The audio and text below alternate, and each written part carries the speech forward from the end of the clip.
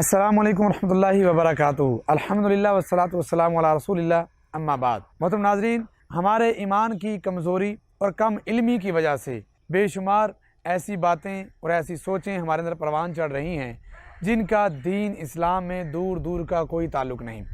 انہی میں سے ہمارے معاشرے میں ایک بڑھتا ہوا رواج وہ یہ ہے کہ ہمیں ستاروں پہ بہت ایمان ہے۔ بات بات میں ہم کہتے ہیں بھائی اس کا تو قسمت کا ستارہ ہی بہت چمک رہا ہے، یا فلاں بندہ اس کا تو ستارہ ہی گردش میں ہے، اس کا تو ستارہ ہی کہیں گم ہو گیا ہے۔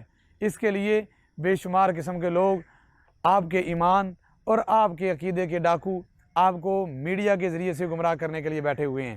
جانیے آج کا حال، جانیے آپ کیسے یہ سال گزاریں گے، آپ کا یہ ہفتہ کیسے رہے گا، ایسی چیزیں لوگوں کے سامنے بیان کر کے اور پھر لوگوں کے ایمان کے ساتھ کھیلا جاتا ہے کہ آپ کا ستارہ پھنسا ہوا ہے، آپ کا ستارہ گردش کے اندر ہے، آپ کا ستارہ رکا ہوا ہے، تو اس کو ہم ہلائیں گے، آپ ہمیں اتنے پیسے دے دیں، آپ یہ عمل کر لیں۔ یاد رکھیے ستاروں کا قسمت کے ساتھ کوئی تعلق نہیں۔ اللہ رب العزت نے قرآن پاک میں ستاروں کو بنانے کے کئی ایک مقاصد بیان کیے ہیں۔ سورۃ الملک میں اللہ پاک فرماتے ہیں ہم نے ستاروں کو اس آسمان دنیا کے لیے زینت بنایا ہے اور شیطانوں کے لیے کوڑا بنایا ہے۔ جو شیطان اللہ رب العزت کی طرف سے ہونے والے فیصلوں کو چوری کر کے نجومی تک پہنچاتے تھے۔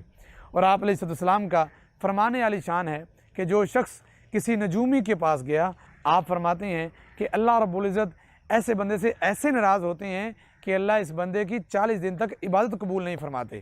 تو آئیے اپنے ایمان کو بچائیے۔ یہ ستارے، یہ ٹوٹا ستارہ، یہ پھنسا ہوا ستارہ، اس کا ہماری قسمت کے ساتھ کوئی تعلق نہیں۔ وہ الگ سے مخلوق ہے، مجبور مخلوق ہیں، تقدیر کے معاملے میرے اللہ کے پاس ہے۔